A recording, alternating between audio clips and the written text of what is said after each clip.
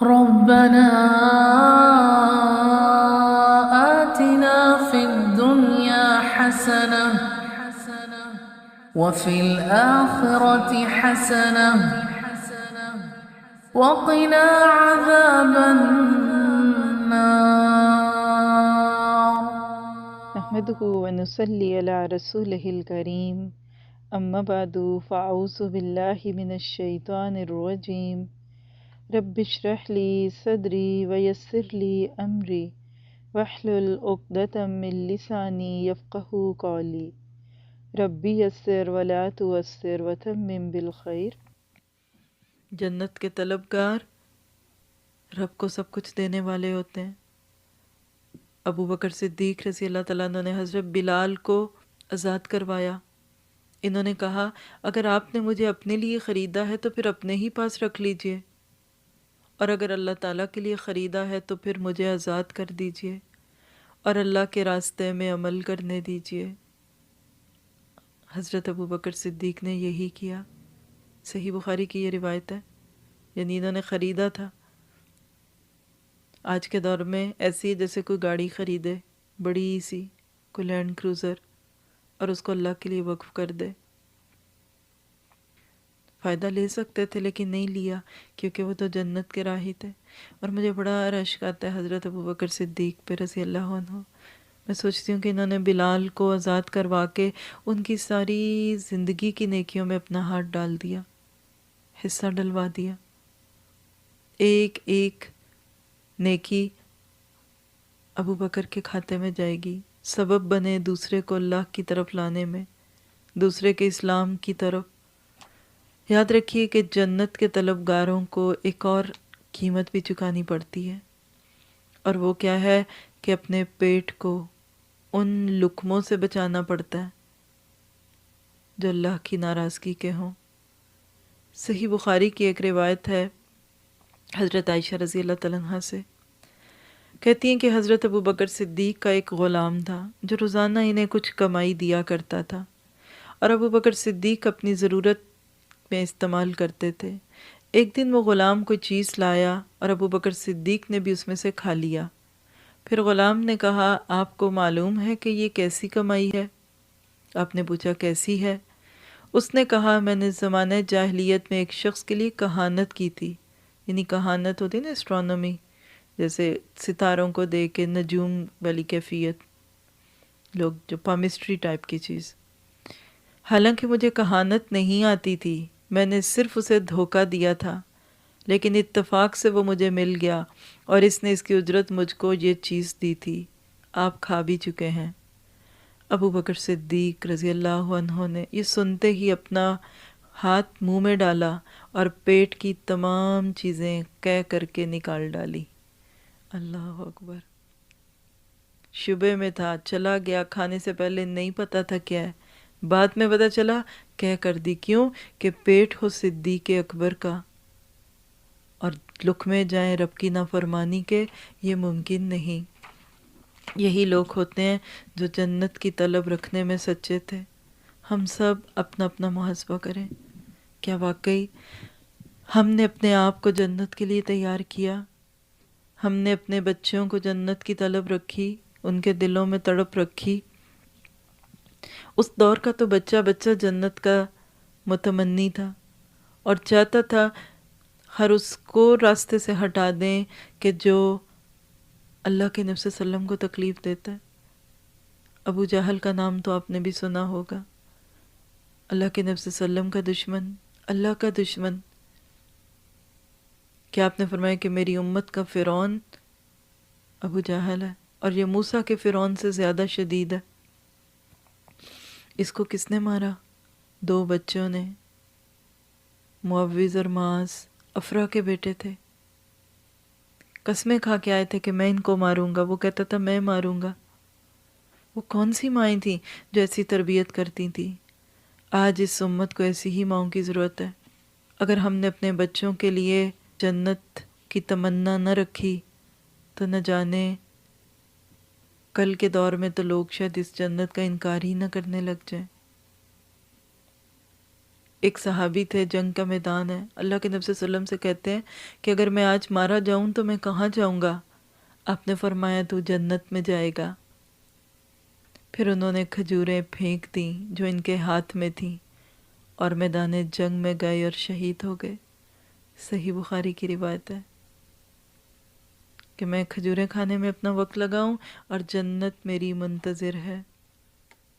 ایسے ہی لوگ تھے کہ مستہم البأساء والضراء۔ آپ سوچ رہے ہوں گے یہ سارے غریب لوگ ہوتے تھے؟ نہیں، میں آپ کو ایک بہت دولت مند شخص کی کہانی بھی سنانا چاہتی ہوں۔ صحیح بخاری ہی کی روایت ہے جس میں ان کا واقعہ آتا ہے اور میں آپ کو اپنے لفظوں میں بتا سکتی ہوں۔ مصعب بن عمیر لاڈلے تھے، دولت مند تھے، کفر پہ تھے۔ جب اپنے گھر سے پہن اوڑھ کے نکلتے سواری پہ بیٹھ کے تو لوگ ان کو دیکھتے، لیکن جب ان کی موت آئی تو حال کیا تھا کہ سر پہ کفن ڈالتے تو پاؤں کھلنے لگتے، پاؤں چھپاتے تو سر کھل جاتا۔ پھر آپ نے فرمایا کہ سر کو چھپا دو اور پاؤں پر اصغر گھاس ڈال دو۔ دنیا میں پسندیدہ چیزوں کو اللہ کے دین کے لیے چھوڑنے والے، اللہ ان کی قدردانیاں کرتا ہے، قیامت تک کے لیے ان کے واقعات کو انسانیت کی ہدایت کا ذریعہ بنا دیتا ہے۔ تو بات کیا ہے کہ جنت اس کو ملے گی جو کوشش کرے گا۔ عمل سے زندگی بنتی ہے، جنت بھی جہنم بھی۔ یہ خاکی اپنی فطرت میں نہ نوری ہے نہ ناری۔ جنت ملے گی جب جنت پائیں گے، اور جس کو جنت کھلی آنکھوں سے دکھتی ہے نا، تو موت کے وقت تیر بھی لگتے ہیں نا، تو آواز یہی نکلتی ہے، فزت ورب الکعبہ، میں کامیاب ہو گیا رب کعبہ کی قسم۔ ایسے بھی ایک ساتھی تھے کہ دشمنوں نے بڑی اذیت سے مارا، لیکن اللہ کے راستے میں جو موت آتی ہے وہ اصل میں اس کی ملاقات کی تیاری ہوتی ہے، اس جنت کے دروازے کھلتے ہیں۔ ایسے ہی لوگ پھر کہتے ہیں اللہ کی قسم میں کامیاب ہو گیا۔ ہماری آج کامیابیوں کے کیا معیار ہے؟ ہم آج کس چیز کو کامیابی کہتے ہیں؟ ہم آج اس دنیا کی عیش اور عشرت کو سب کچھ کہنے والے، اللہ کے نبی صلی اللہ علیہ وسلم اسی موقع پہ جب یہ آیتیں نازل ہوتی ہیں، خندق کھو رہے ہیں اپنے ساتھیوں کے ساتھ، سخت سردی ہے، صبح کے وقت میں خندق کھد رہی ہے، ان کے پاس غلام نہیں تھے، خود کام کرتے۔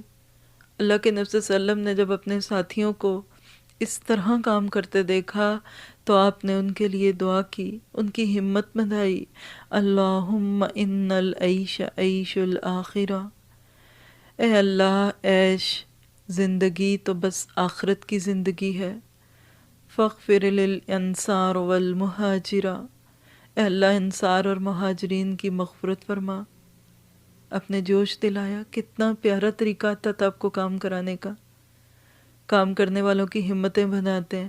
پھر انہوں نے بھی جواب میں دعا دی، اپنے اقرار کو دہرایا کہ نحن الذین بایعوا محمدا صلی اللہ علیہ وسلم علی الجہاد ما بقینا ابدا، ہم وہ لوگ ہیں جنہوں نے محمد صلی اللہ علیہ وسلم سے جہاد کرنے کے لیے بیعت کی جب تک ہماری جان میں جان ہے۔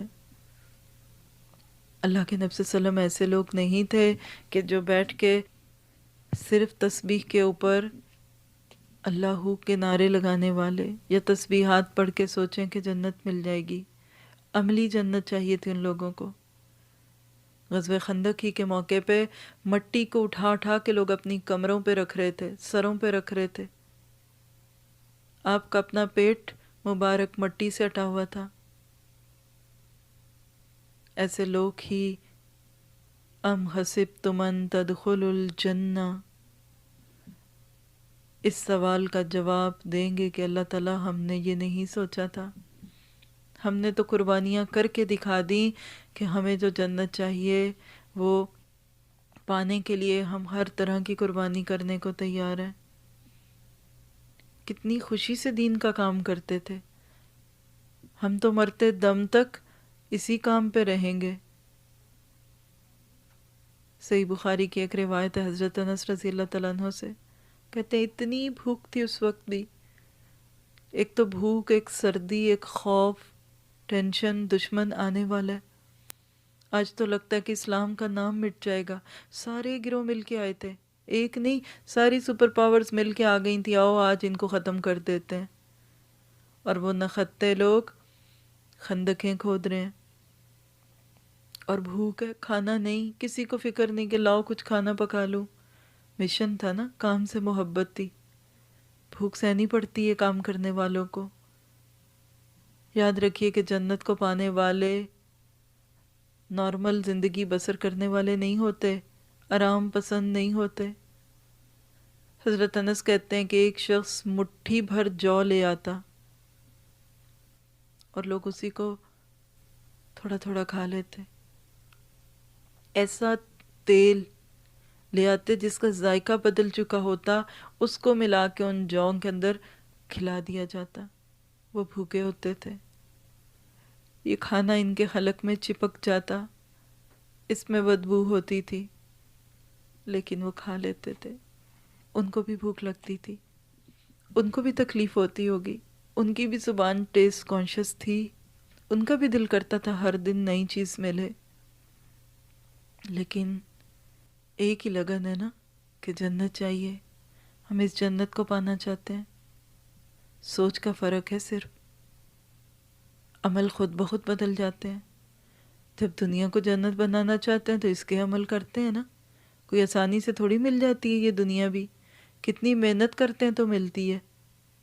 لیکن جس کی سوچ بدلی، اس نے یہ نہیں سوچا کہ میں جو کروں یہیں چھوڑ جاؤں، کل مر گئی کچھ بھی نہیں ساتھ، چلو میں وہاں گھر بناتی ہوں جہاں میرے ساتھ رہے گا.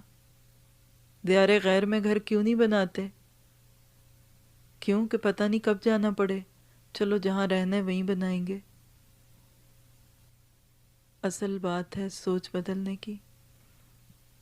صحیح بخاری کی ایک روایت ابو موسیٰ الاشعری سے، کہتے ہیں کہ ہم نبی صلی اللہ علیہ وسلم کے ساتھ ایک غزوے کے لیے نکلے. ہم 6 ساتھی تھے اور ہم سب کے لیے صرف ایک اونٹ تھا جس پر باری باری ہم سوار ہوتے تھے. یعنی پیدل طویل اور پر مشقت سفر کی وجہ سے ہمارے پاؤں پھٹ گئے، میرے بھی پاؤں پھٹ گئے تھے، ناخن بھی جھڑ گئے. چنانچہ ہم قدموں پر کپڑے کی پٹی باندھ کر چل رہے ہوتے، پٹیاں باندھتے، بینڈیج لگا لیتے، لیکن رکے نہیں، عذر نہیں دیا، سوری ہم نہیں کر سکتے، اب حالات سازگار نہیں رہے، ممکن نہیں رہا، چلو کرنا ہے جو کریں، ہم جا رہے ہیں پیچھے. نہیں، مشن، مقصد، وہ جنت دکھتی تھی آنکھوں کے سامنے. ان پٹیوں کے باندھنے کی وجہ سے اس غزوے کا نام غزوہ ذات الرقاع پڑا، پٹیوں والی جنگ، بینڈیج والی جنگ. اللہ اکبر. کیا خیال ہے اب بھی کوئی ہم میں سے کہے گا کہ آج کل مسلمانوں کے حالات خراب ہیں، آزمائے جا رہے ہیں، بڑی مشکلیں ہیں، چھوڑو؟ مجھے تو ایسے لگتا ہے کہ شرم آتی ہے ہم اگر اپنا موازنہ کریں ان لوگوں کے ساتھ. اللہ تعالیٰ کا ارادہ یہی ہے کہ ہم سب اس گھر میں جائیں جو اس نے ہم سب کے لیے بسایا. محنت کریں گے تو انشاءاللہ تعالیٰ دنیا میں ہی فائدہ ہوگا. اب دیکھیے کہ بچہ ہے نا، ہر بات سے بھاگتا ہے، نہانے سے بھاگے گا، کھانے سے بھاگے گا، ماں زبردستی کرواتی ہے. کیوں؟ کہ اس کو پتہ ہے یہ اس کے حق میں اچھا ہے. اسی طرح اللہ تعالیٰ بھی بندے کو بعض دفعہ مشکل حالات میں ڈالتا ہے. پیو کڑوی دوا، صحت ہوگی اس سے. بعض دفعہ دعائیں کرتے ہیں، دعائیں قبول نہیں ہوتی. کیوں؟ کہ تمہیں جنت دینا چاہتا ہوں. بعض دفعہ آزمائشوں میں ڈال دیتا ہے، تزکیہ کرتا ہے انسان کا. 2 طرح کی تکلیفیں ہوتی ہیں جس سے انسان کو آزمایا جاتا ہے، کیونکہ اس میں مستہم الباساء والضراء کی بات ہوئی نا. ایک تو یہ کہ دنیا میں اللہ تعالیٰ کی طرف سے عذاب آتا ہے، انسان ناشکرا بن جاتا ہے، رجوع نہیں کرتا اللہ تعالیٰ کی طرف. اللہ تعالیٰ مشکلیں ڈالتا ہے تاکہ پلٹ آؤ، اسی دنیا میں آ جاؤ. اور بعض تکلیفیں آتی ہیں درجات کی بلندی کے لیے. کوئی بندہ رب کو اچھا لگنے لگتا ہے، پھر اللہ تعالیٰ اس کے درجے اور بلند کرنا چاہتا ہے، پھر اس پہ مشکلیں ڈالتا ہے. تو پہلی تکلیفوں کی قسم اپنے گناہوں کی وجہ سے آتی ہے، ناشکریوں کی وجہ سے آتی ہے. اللہ تعالیٰ مشکلیں ڈالتا ہے تاکہ آ جاؤ میری طرف، پلٹ آؤ، منا لو مجھے. اور دوسری یہ ہے کہ اور درجے بلند کو، پہلے ہی اچھے تھے اب اور اچھے لگنے لگے. آپ کہتے ہیں فلاں تو اتنے نیک ہیں، ان پہ مشکلیں کیوں آتی ہیں؟ اس لیے کہ اللہ ان کو اور اچھا کرنا چاہتا ہے، اور اچھا کرنا چاہتا ہے. اللہ تعالیٰ ایسے ہی لوگوں کو چنتا ہے.